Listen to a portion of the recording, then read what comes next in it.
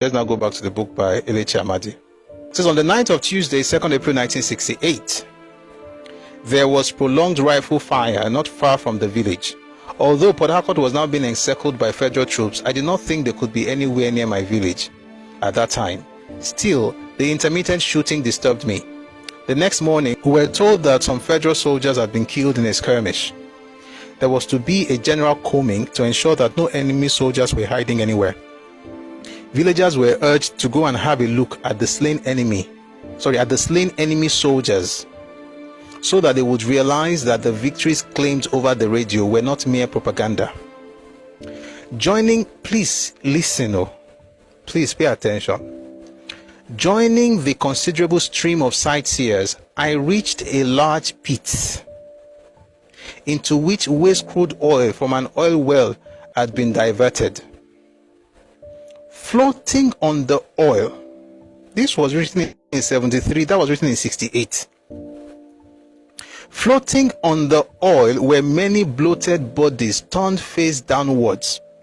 Blood was still oozing out from bullet holes in some of them.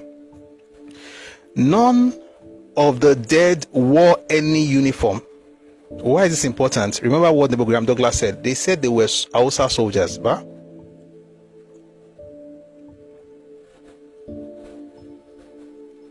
they're supposed to be Hausa soldiers. So what would you expect? Camouflage. You expect uniforms, right?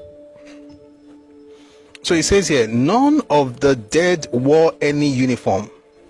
They were dressed in singlets, shirts, and wrappers, or like we say in Nigeria, wrapper. Then wear singlets. Some of them wear shirts. All of them, they use wrapper. The ground around the pit was beaten down, much like a recently used wrestling arena. The sides of the pit bore the marks of hands and feet that vainly tried to claw their way out.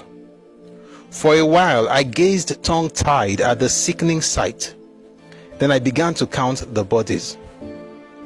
I stopped at 160 and guessed that there must have been at least 200 bodies. Who were these men who went to war in wrappers?